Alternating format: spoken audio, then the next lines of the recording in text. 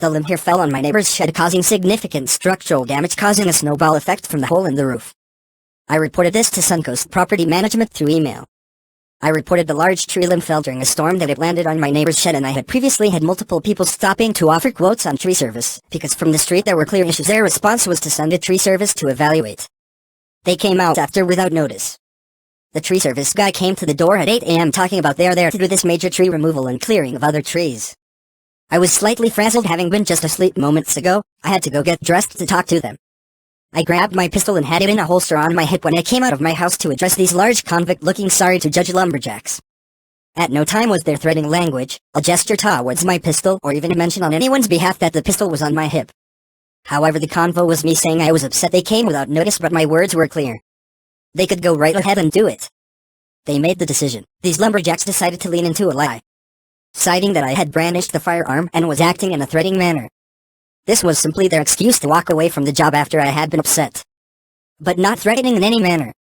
The concept of owning a firearm and having a CC permit is to have it on you to protect yourself. But because of this one lie, my rental company Suncoast Properties in Jacksonville, Florida then latched onto and leaned into his lie.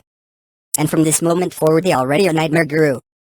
The same tree service did come back out at a future date, and they cut away the tree top and left the fallen large limb on my neighbor's shed. There may have been a liability issue for the company that was not cited. They simply choose to do that man and his family wrong as hell. In my own opinion, Suncoast Properties in Jacksonville, Florida was fully aware of the entire reason the work order was put in, provable through emails. My people, it hurt me to my core to see the company I trusted to house me to this. I was horrified at my decision to give them my bushiness without reading the Google or Yelp reviews.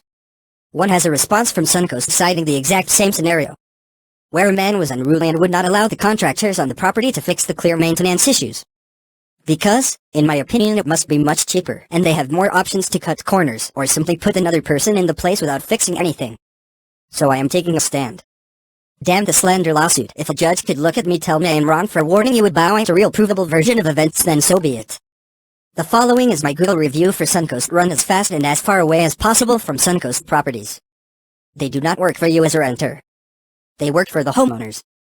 And they have predatory practices. A slumlord corporation version with lawyers to sue anyone who dares write a bad review of them. My sin was having maintenance issues, so I was labeled a troublemaker that won't allow their people on the property.